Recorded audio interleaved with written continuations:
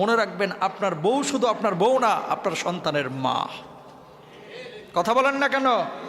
আপনার বউ সির্ফ আপনার বউ না, এই বউ কিন্তু আপনার সন্তানের মা। সে বউয়ের সঙ্গে খারাপ আচরণ করছেন মানে আপনার সন্তানের মায়ের সঙ্গে খারাপ আচরণ করছেন।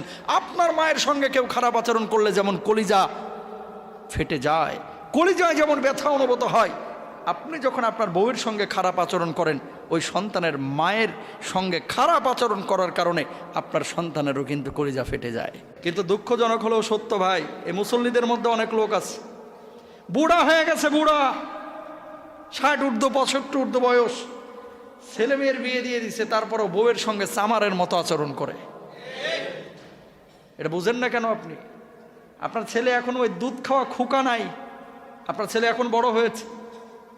আপনি আপনার বউয়ের সঙ্গে যখন রাফ বিহেভ করবেন, খারাপ আচরণ করবেন, ওই সন্তানের উপর একটা ইফেক্ট পড়ে।